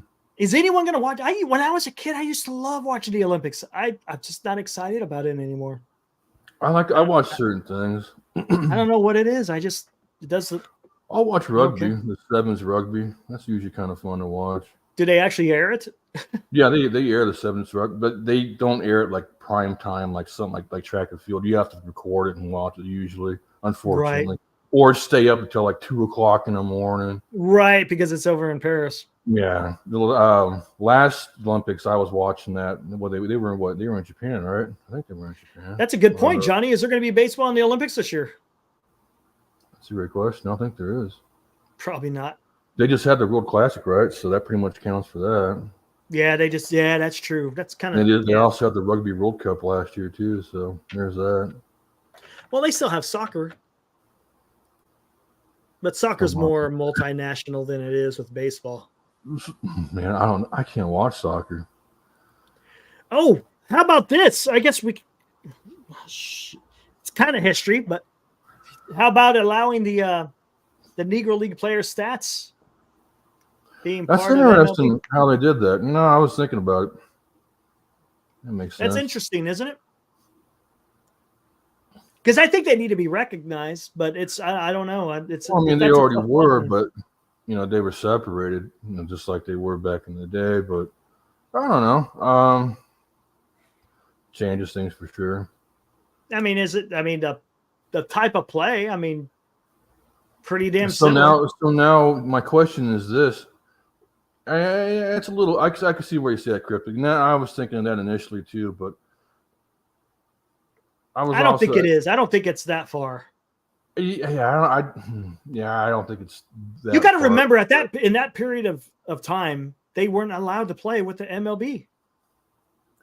Well, keep in mind they also Right. included people like, they also include people in there in the MLB from the 1800s. Right? Mhm. So, and that wasn't the MLB back then at all. That was something completely freaking different. Exactly. Did you know that there was another league out there called the Federal League? Yeah. There's a Federal League, but they merged them into the MLB, and no one seemed to have an issue with that. There was the Federal League lasted for 3 years before it went bankrupt. So my only question is this: now, when they do their Hall of Fame assessments, are they comparing them against the Negro League statistics as well? He says Japan League, yeah, but this was in the United States. It's American baseball. We're not including KBO and the J or MPB. This was American baseball, and the only reason why they weren't allowed to play American baseball is because of the color of their skin. And they were talented. Read some of the accounts back in the old days. MLB players used to go barnstorming all over the country to make some extra money, and they would play against some of the Negro League teams. And you'll hear some of the accounts saying they're just as good, if not better, than what we do. Right. Granted, is that the majority of the league? Probably not. But there's a lot of guys in the MLB who haven't been great either. The interesting part is they used to be able to play with the white players back in the late 1800s. Yes. And then that changed real quick for whatever reason. But they were playing with everybody else. But I say you got to acknowledge the greatness, right? You have to. You have to. And look, we're not saying that I mean there's a lot of guys in MLB who probably don't deserve to be in the MLB, but they were in there. Right. So what I mean, again, like I said, it shouldn't be judged. There shouldn't be a strike against them just because they weren't able to play because of the certain social conditions of the country. I still think one of the cooler stories out of the whole thing was Jackie Robinson saying that he told DeRozan that it should have been Willie Mays, not him. Yes. To break the color barrier because Willie Mays is better than him. And if you read, I think, was it in the book that I read with Satchel Paige? There was a segment of the Negro League players who thought that Jackie Robinson he didn't deserve to have it for his play. There's other better players, but listen to this. If they say that he wasn't good enough compared to some of the other Negro players, but look at the numbers that Jackie Robinson put up when he played for the MLB. Pretty damn good. So that tells you there's something there. Now, of course, there's different reasons why Branch Rickey, it wasn't just his play, which was a lot of it. It was his temperament. Mm-hmm. He had to be able to take on the abuse. Branch Rickey understood the amount of malcontent that he was going to have to face. So he had to get the guy with the right attitude. Granted, there was probably better Negro players out there, but they probably didn't have the temperament to get through what Jackie was able to. Right. So that just tells you something. Right. Negro players didn't play against MLB. They didn't face that's a bad argument. That's dumb. I'll tell you why it's dumb, because there's Negro League pitchers who are better than MLB pitchers. That's a fact. To sit there and say that because you didn't face MLB pitchers, there's a lot of MLB pitchers out there that suck ass. Well, especially today. Come on. I mean, well, look at it like this too. I mean, do you think the guys in 1800s could hit a ball from one of these boys today? Probably not. Well, it's different too. Different balls, different bats, different. Again, you had Babe Ruth throwing around a 44-ounce bat. The reason why is because they were throwing a lot. They weren't. You see the ball that you're using back then? Oh man! Oh my God! You had to you used the same ball for the whole damn game. I mean, it's when you compare them, you got to be able to try to make it to where it's on par with each other. I think the level of competition there is enough to justify. the other argument someone else can make too as well. The Negro Leagues, the game, they didn't play as many games as the MLB Fair players enough. did. Yeah. And then that's fair. That's fair. I get it, but there was a reason why. I mean, they had to rent out the ballpark. They had to rent their own hotel room. MLB. They had to find their own hotel rooms completely on the other side of town, and they had to, Yeah. But it's just, I'm just saying, it's only stats anyways. It's entirely for historical purposes. There's nothing wrong with acknowledging the greatness within the country and the game. It's America's pastime, guys. Everybody still knows that Willie Mays and Barry Bonds are the greatest of all time. The Hall of Fame is a museum, guys. We still all know that. Let me go on to this. Hall of Fame is not some magical place that where only a hallowed few can enter. It's a museum. It's a museum to go and see some of the memorabilia of some of these great players of the game. Look, the only people who really give a crap about who hit as many home runs is either going to be the fan of the team or the individual themselves. If you're just a fan of baseball, let's honor the guys who played the game at a high level. If they got the most, that's fantastic. That's great. Let's acknowledge that. But come on, it's the Hall of Fame. It's not even, the Hall of Fame is not even ran by the damn MLB. It's privately owned. MLB has nothing to do with the Hall of Fame. Zero. It's a museum, guys. Look what football does. They let in a bunch of people in the Hall of Fame. A bunch of people. Right? They've got a massive Hall of Fame. Exactly. But that's fine because it's a museum. If you want to go and see some of the stuff that you're not going to be able to see anywhere else, it's history. Exactly. 100%. And I say, yeah, let's do that. It shouldn't be, for the elite of the elite. Come on, man. Come on. You make me want to watch Field of Dreams again. Remember Moonlight Graham. Yeah, Moonlight Graham, one at bat. Exactly. One at bat. What about him? I just love it, man. It's just it's about the game, guys. Exactly, man. It's about the game and the love of the game, and that's what I love about this sport. The islands at the river. Oh my God. That's pretty good. Killed. It's pretty good. Jesus. That's pretty good. Yeah,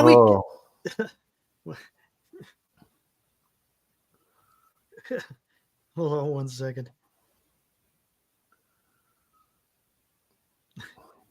No traits today, huh? Okay, that's interesting. Yeah, it looks like it's kind of slowing down just a little. Well, there's no one else. There's no one else to trade for now, man. Warren Robert was picked over like a damn chicken, man. Oh my God, that dude was like the pick and pull. Yeah, but he did get some decent players. I mean, I gave him Jackson Merrill for Tyler Carpenter. He hits more home runs. I need some home runs. I could give up some stolen bases and average to get some damn home runs. Yeah, and of course, as soon as I get him, he goes on the IL with the back. I traded him Riley Green when Riley Green was hot. I traded him for William Contreras, and then Wilson Contreras, and then Wilson. Contreras and then he broke his arm. Yeah. Ouch. He'll be back though. Apparently, poor Dan, man. You talk about the injury bug. Alex Manoah goes down. I wonder how Matt feels. We need Matt's opinion on that. Matt, how do you feel about your team right now? That's tough. You could probably get Corbin Carroll back for a bag of potato chips. Would you want him? God. Well, if you need stolen bases, maybe. He's got to get on base, though. But he's not even stealing bases. Yeah, he's not even really. Well, he had a triple yesterday. What did he do today? I don't think he did two. I think he only had one hit today. It's going to be interesting to see what happens here because now the weather's getting hot. The ball's going to start flying. I think you're going to see a lot of offensive numbers, and I think you're going to see people's pitching numbers start inflating. Now is the time to start thinking, do you trade some of your pitchers now? Are they going to be capped towards the end of the season? So you're going to get rid of them now? You're going to cash in? How many points did you lose today? Aaron lost. Hold on. You're nothing like it, right? You gained a half a point. Nothing like it, right? Are you nothing like it? I'm pretty sure that's who Aaron is. I think If you're that is nothing Aaron. like it, you gained a half a point, 0.5. But I'm telling you right now, from third place all the way down to ninth place, it could be That's kind the of competition right there. It's like we're only talking, what is that? 18? No. We're talking what, like about 20 points difference? Because that could be made up in the next 4 months. The two top guys, though, man, that's gonna be tough. That's gonna be tough. Did you catch Vince Russo's stream this morning? No, I didn't. It was about the con, right? Oh man, he was going off. About royalties, I think, wasn't it? Yeah, he was going Yeah, off. I didn't get the a whole chance to time. watch it. I'm gonna have to take a gander at it. I can't wait to see that show. It's coming out. Was it Monday? I think it's Monday, right? I think on Vice, it's the fall of the WCW. Who killed the WCW? One of those, whatever it's called. Interesting. I'm gonna have to take a look at that. Who killed? Is that what it's called? God, I love the heyday. Yeah, that's The what it's heyday called. of freaking wrestling. June 4th. Oh, June 4th. June 4th, yeah. Premieres on Vice. Yeah, that's gonna be good. Old Vince is in there for sure. Yeah, I think he talked about it. I think he said he was. They came to his house, and I think he gave an interview. I think he talked about it in one of his podcasts. He's lost a lot of weight, man. Yeah, looks good. Lost a Looks lot of healthy. weight. Yeah, Absolutely. Good for him. F&A. I need to do the same. Meanwhile, I got a fucking bag of Freddy's over there that man, those Freddy's burgers, bro. I'll tell you what. My God. Pretty good. Oh man, they are good. Yeah, WCW's been gone since like the early 2000s. Yeah, they've Like, been what was gone it? for a while. 2001, right around there, wasn't it? And the death knell was the old Hulk Hogan incident. Not Vince's best work. Oh, what happened? I can't even remember what happened with that. Oh man, I can't remember the details on that one either, but I just remember that being like that was the end of it all. Yeah, was it? 2001. Yeah, it's 2001. That's what I thought. Yeah, because I remember he went to work for TNA after that, I believe. I think so, but I remember it was I remember that episode where it showed Vince on the big screen of WCW saying that they got him and blah blah blah. It was crazy. Yeah. Good old Vince Russo, man. That's cool. I need to talk shit to him because you remember the other day he was talking shit to me about my team. Oh yeah, you're climbing. What about now, man? Oh no way! WCW was so much better, man. I love. Yeah, WCW. it was. WCW kicked. They had McMahon's number back then for sure. They did. I loved it. That was a great. Oh my God! If I could go back in time and relive those days, that was. Yeah, Kevin Nash.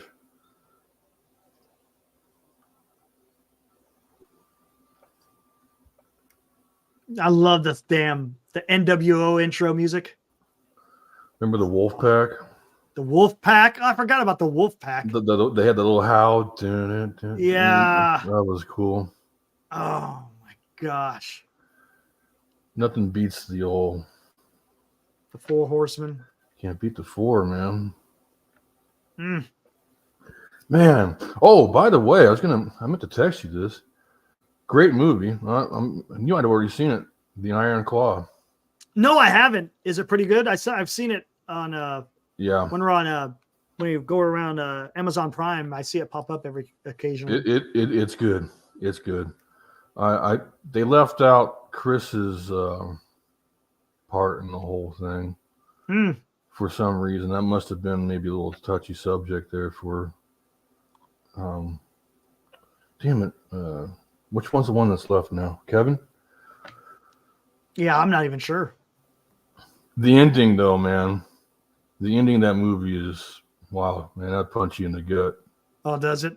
Oh man, but it's pretty well done. It's a good freaking movie. Eric, have you seen that one? Eric L, have you seen that one, man? The Iron Claw movie. I know you're a wrestling fan. That was a good freaking movie.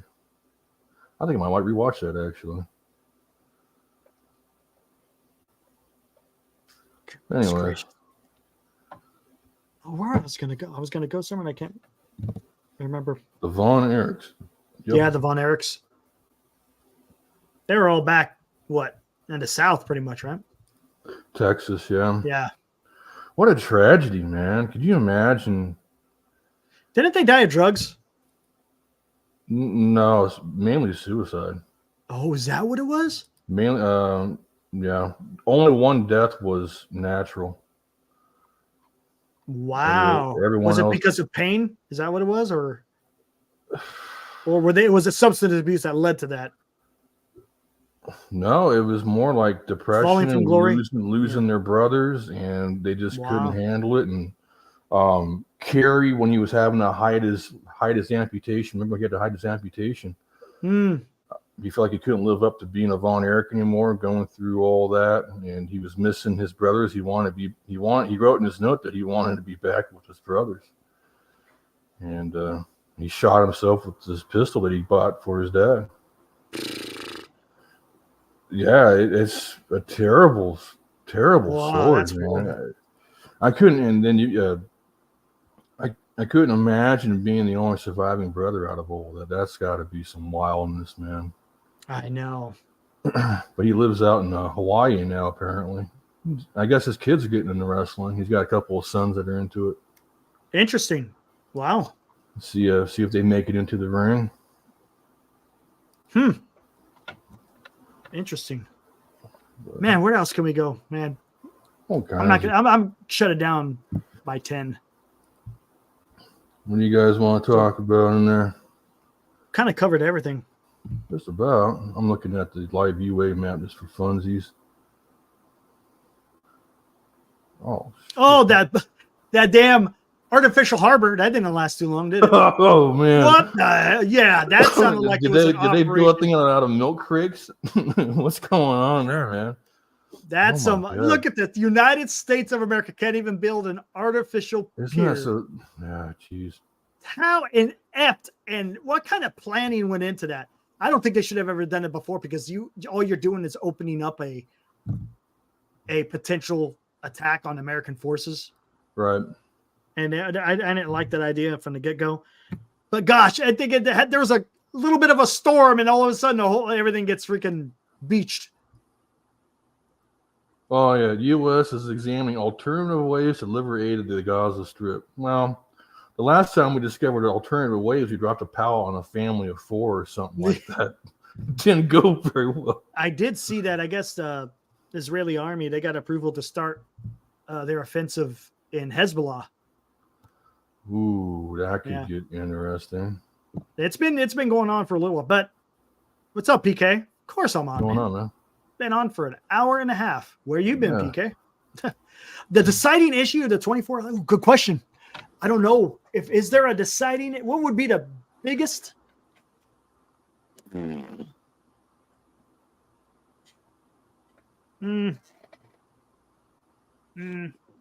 don't know. The main issue in the 24 election? Well, they're going to spin it no For the matter American, what. well, no, for the let's. I don't For the American honestly. I people? don't know. I don't have my pulse, quote unquote, on the American people, but I don't know. I mean, I would. Yeah, think, it's warm, PK. It's warm. I think. I would think inflation. Inflation, that hits home, right? I like that. No, I would think inflation for one, and now you get to the border. I think the southern thing. border is going to be there. I think it's going to be a hot topic. Yeah, but you got half the country that thinks you're racist if you say you want to protect the border. So, and But they've I'm already saying made that- every- they've already made let's- it for Ryan. Let's Everyone, take, yeah, okay, yeah. take the talking heads out of it. Yeah. Gotcha. Yeah, you're probably right. Yeah, you're right. Border, inflation. Yes, Kyle. I talked about that. Matter of fact, I said General McClellan was a fantastic general to train up his army. All right. But for him to take them into war, he was abysmal. He was horrible.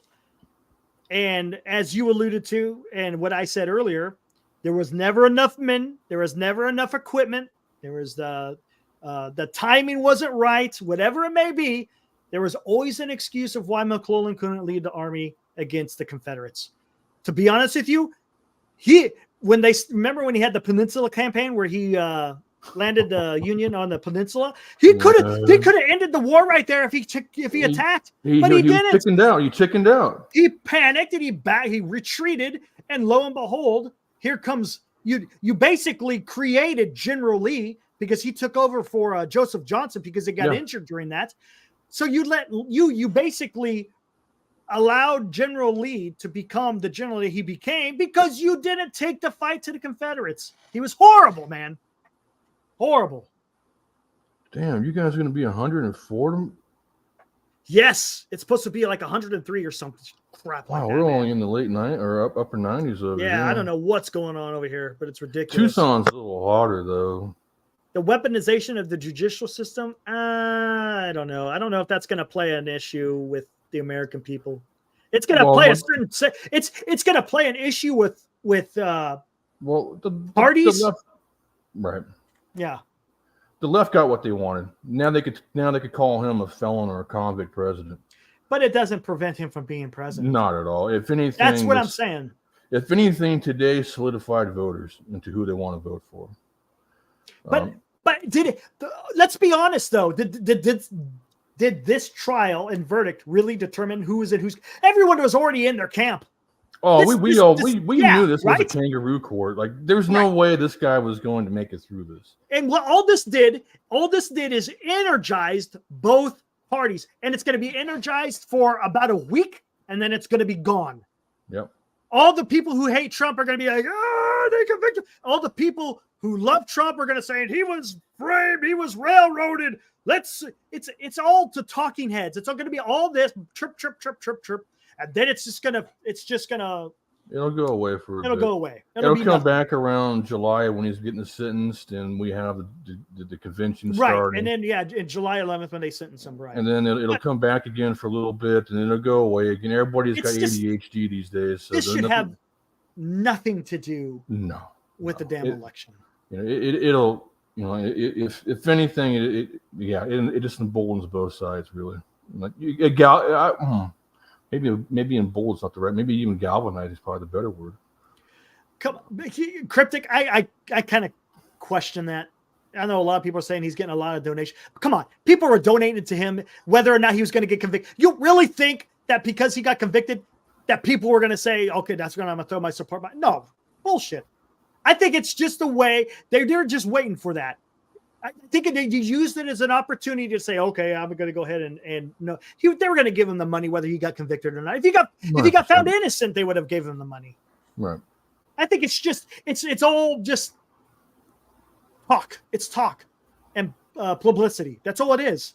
No, I do agree with Cryptic here. I do think it sets a really weird precedent. Yeah. You don't like a political candidate. I mean, so you go after it. Is a publicity stunt. You know what though? It's going to eventually get pushed up to the Supreme Court, and it's probably going to get kiboshed somewhere. He'll likely win on appeal. Yeah, he'll likely win on appeal. Exactly, and that's the thing. It's unfortunately. But here's the thing though: he won't win on appeal till after the election. Right. They'll make sure of that. Right, and they've already planned the court dates accordingly. They've got it all figured out. I think these other court cases, they don't even have a date until after the election, right? Right, yeah. So he's all done with his court cases for now. Yeah. The only thing he's got to worry about is going to jail. Shit. Unbelievable, man. Right? Isn't that? You think they throw him in jail? Wait, who does the sentencing? Is the jury do the sentencing or the judge? I was reading where it's the judge. He's going to jail, man. He's going to jail. That's going to be weird. And he's going to go to the federal D&B, man. He's going to the pokey, man. Oh, man. Oh, geez. Speaking of judge, he did a home run today. That's what I'm talking about. Yeah, there you go. But anyways, he just, this guy, man. The Giants have better be on their game.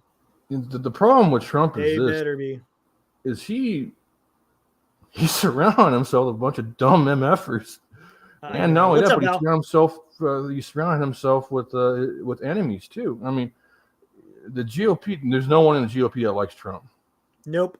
And the reason why is because he's not one of them. He's not a political, political critter or whatnot. He's just his own little dude doing his own little thing.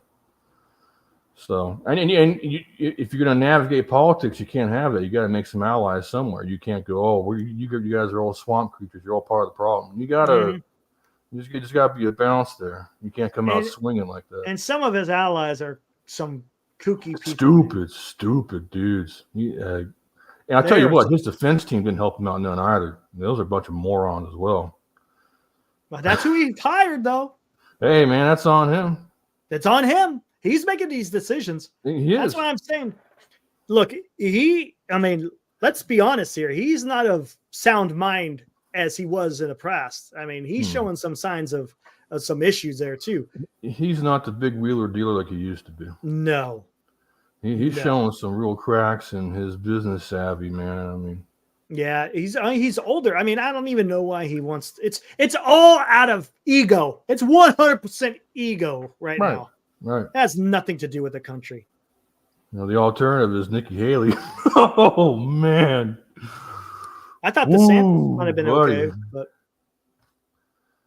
oh man, that would. I guess she threw her support behind Trump. Oh, she did. Yep. Well, let's see how long that lasts. You know how these people go.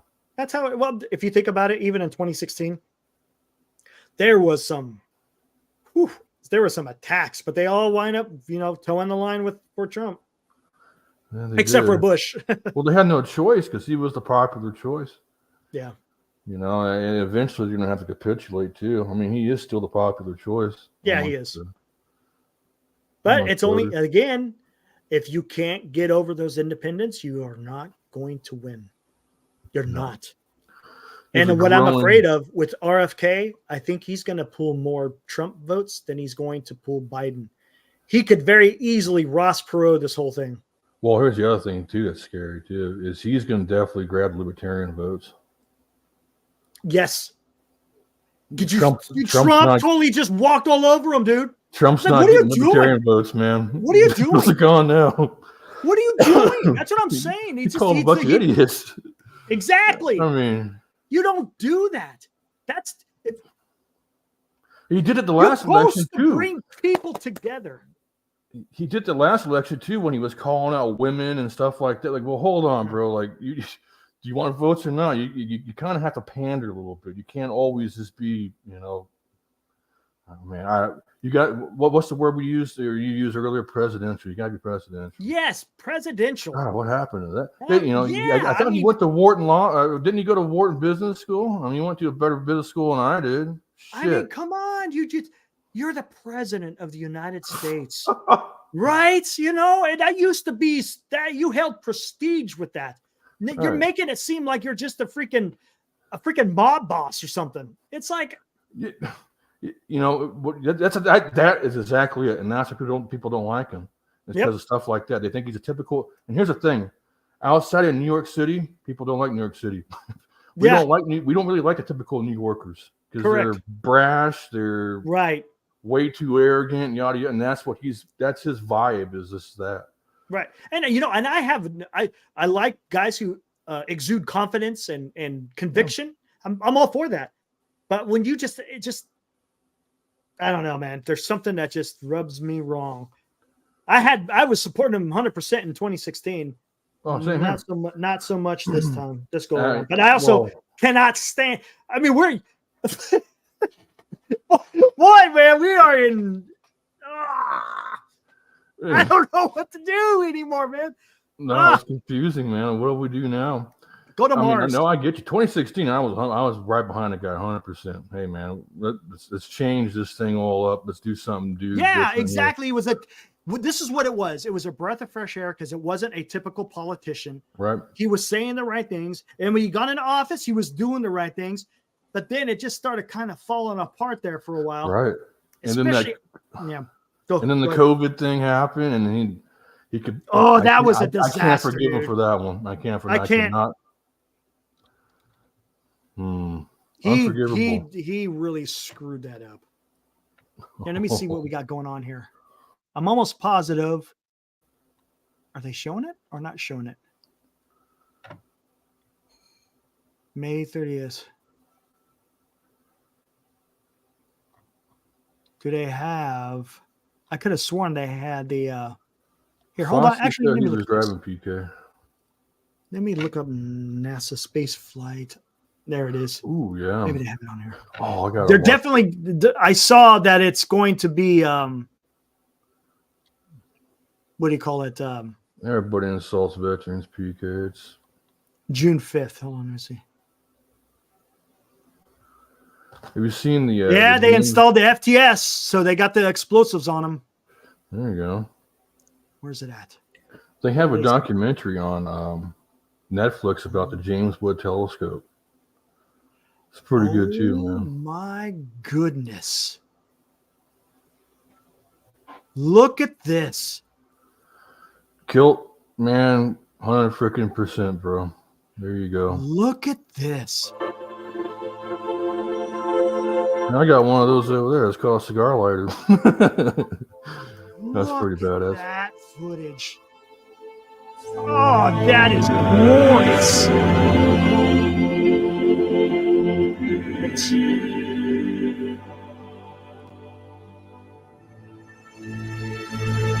The reignition. Oh my gosh.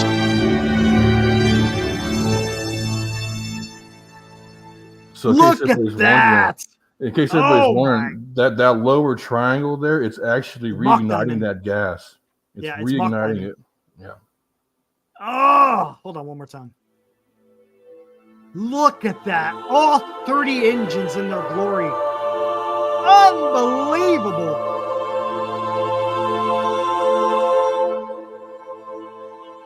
Oh, What is this thing at 7.5 million horsepower? No. This one's even greater than that, right?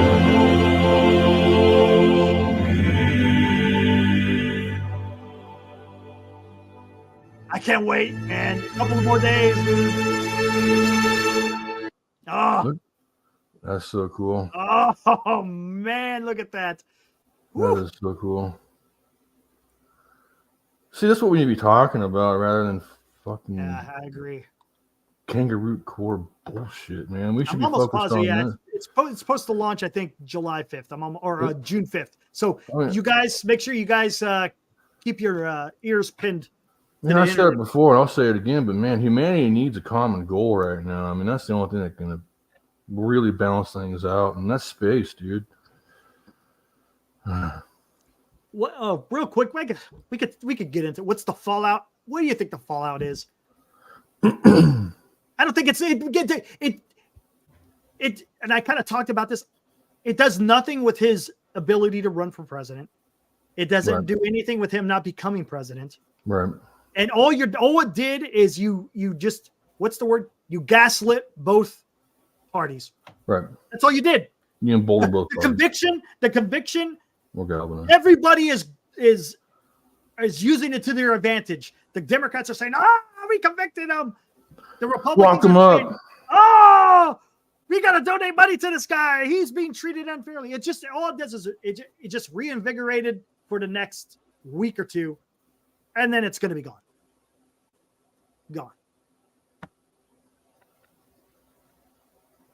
Pretty much. That's And he'll continue to have his, in the meantime, he'll continue to have his rallies, and he'll go, woe is me, donate to me. Yeah. Then Biden will start throwing shots at him too. Already has. Robert De Niro. Oh my God. Oh, I saw that footage, man. What a clown. What an absolute clown. hell was that? You're gangsters. You're gangsters. Then he dropped an F-bomb.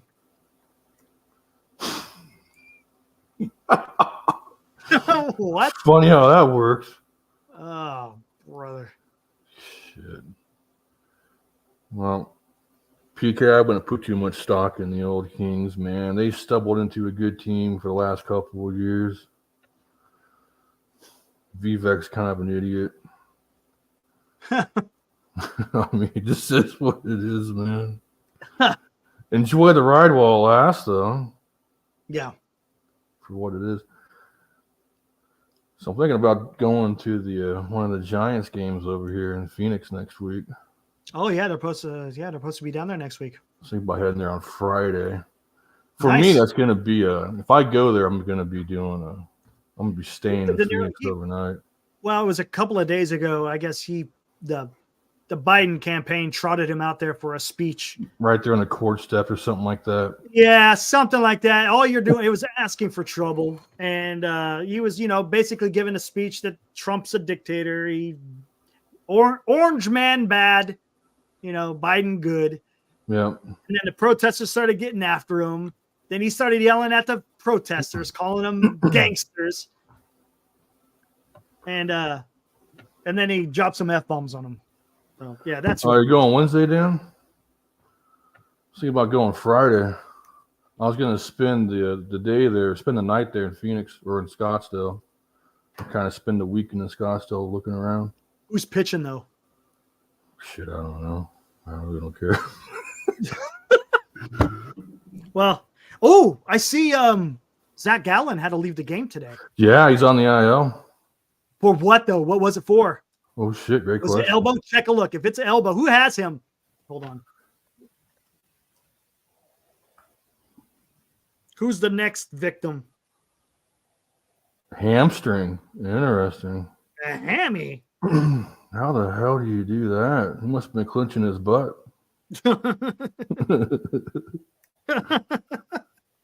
Who has Gallen?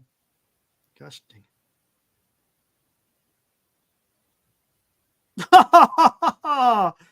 Is it? No.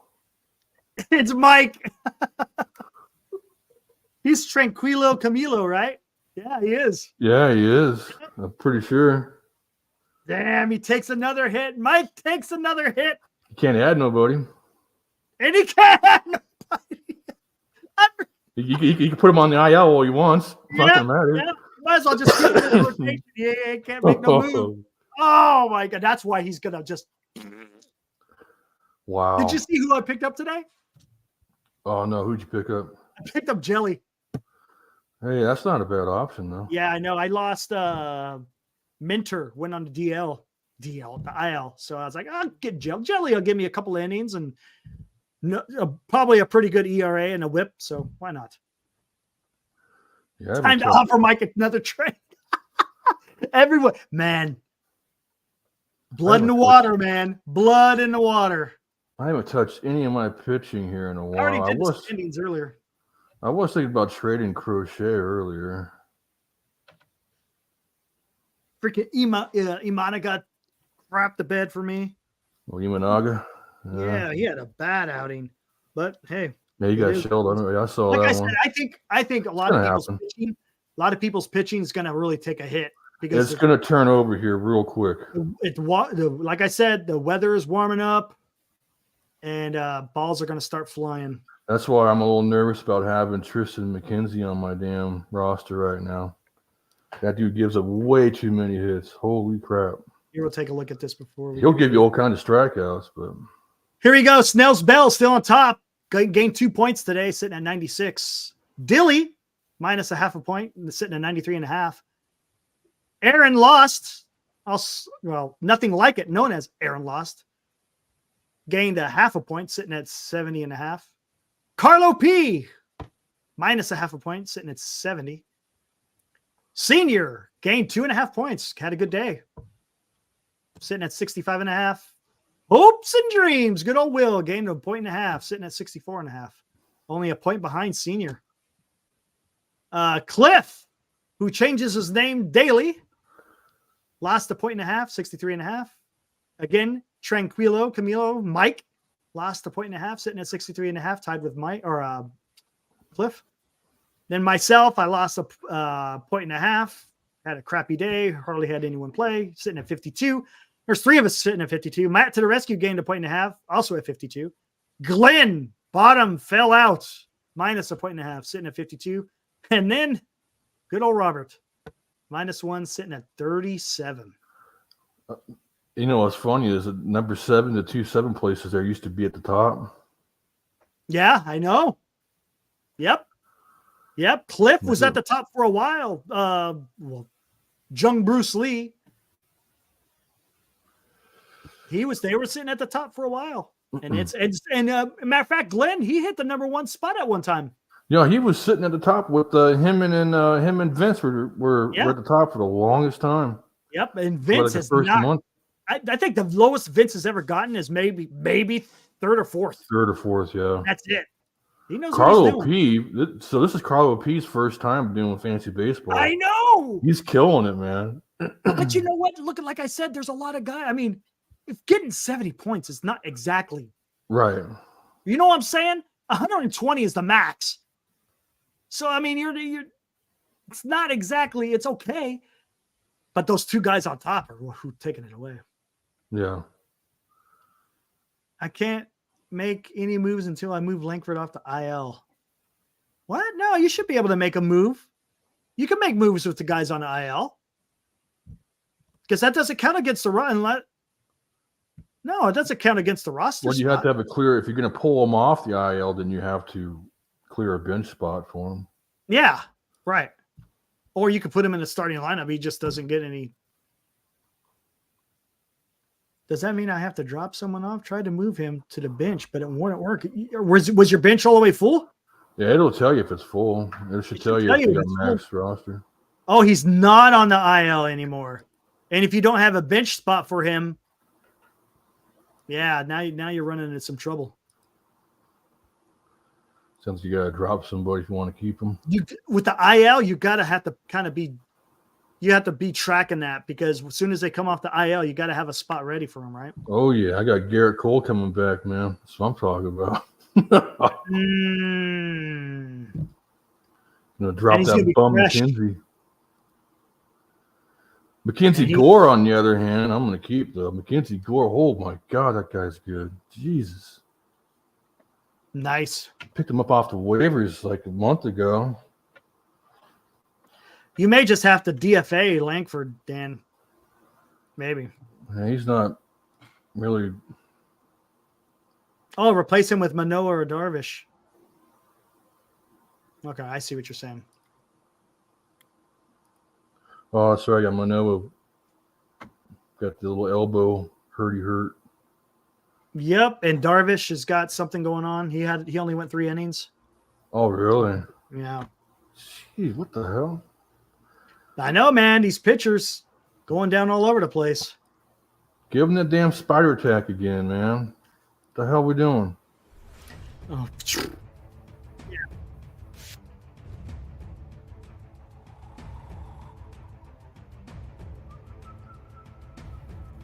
Yeah, Dan is cursed. No doubt about it. Hey, man, that sucks. That Acuna one, though, man, that one's brutal. That is rough, man. Yeah, that's brutal.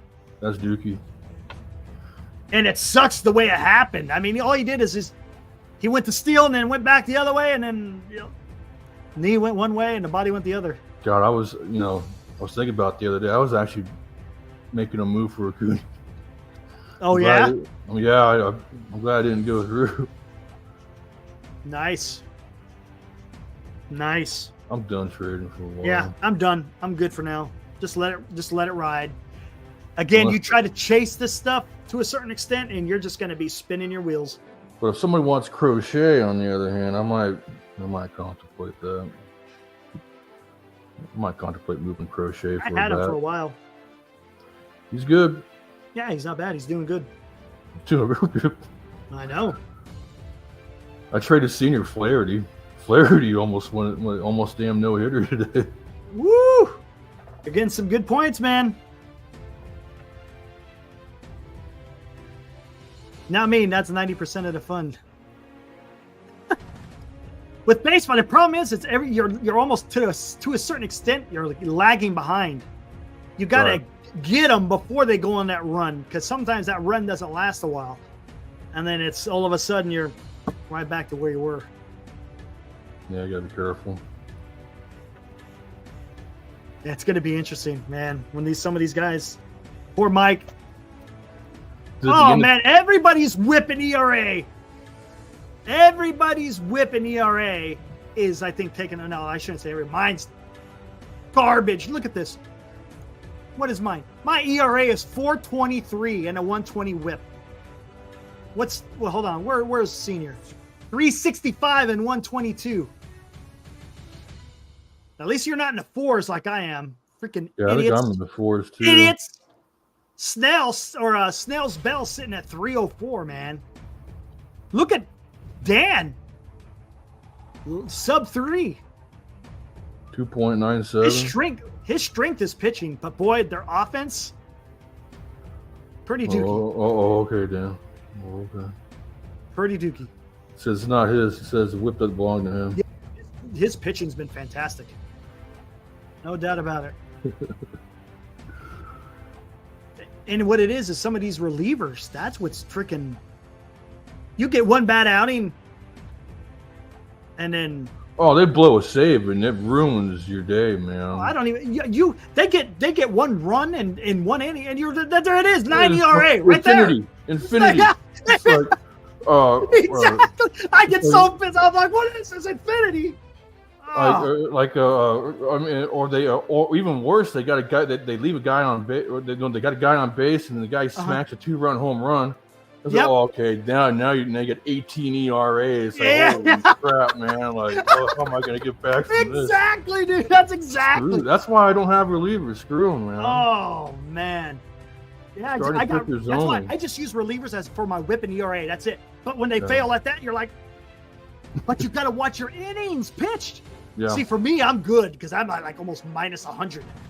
I'm almost at like minus 100 for pitches. Yeah, so I was I'm good. minus something or another last I checked. I was doing all right. Hold on. I should probably check that. Yeah. I'm still good. Good. So I'm good to run with my starters the rest of the way through. But same here.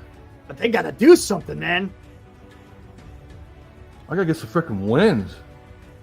My wins are doing okay. I vote next time we take the win category. That's more of a team thing, anyways, these days. Yeah, I'm sitting at 9. I still want to do OPS for offensive. I like OPS. Because I want to be rewarded for doubles and triples. No, I agree. Right? You should. I mean, that shows that you're tattooing the ball, not just for the home run. You might have a guy that gets like 2 or 3 hits, right? Mm-hmm. You know, and it's like, okay, you don't want to count for nothing other than average.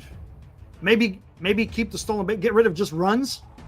Either get rid of runs or stolen bases, and go run or do a 6x6. 6x6, okay, yeah. Oh, you talking about doing a 6x6, senior? Yeah, with the holds and okay. I'm fine. Oh yeah, holds would be fantastic. Then I'm forced to get relievers that time. Okay. Yes. I would not mind a 6x6. All right, guys. Hey, thanks for joining. I appreciate it. 2 hours, talking about the election of 1864. If you guys missed it, just rewind it. I talked about it for about the first half hour or so. It's an interesting topic, especially during the Civil War. Awesome. Appreciate it. Thanks, Will, for joining me for a little while. We talked about some cool stuff. Catch me on NorCal Sports Network tomorrow night. Going to be a late one. 7:15 start. So we'll probably go live right around 10 o'clock, somewhere around there. Man, it's the Yankees though, man. Judge, man, he is on fire right now. We'll see what happens. But yeah, catch me on over there. Hopefully no one accidentally gets banned. Did you see what happened to Robert Rothberg? I was wondering where. Remember, I was in the group text. I was like, I was saying that Greg thinks that Robert's hiding from him. Come to find out, the guy was just banned. He was banned. Well, how the hell? That happens. We need to check on Chardall though. I'm pretty sure Chardall's not. No, he was in there yesterday. Oh, he was? Okay. He was chatting. Yeah. I was checking. I also checked for Liam because we haven't seen Liam. Remember Liam from the UK? Yeah. Man, that's been probably about a year probably now. No, I don't think that long. It's been a ways. It's been about 8 months or so. Yeah, It's been up there. Yeah, we'll have to see what happens. Anyway, guys, like I said, catch me tomorrow, and we'll see you on the next one. Thanks again, Will. Appreciate it, buddy. Later, guys. See ya.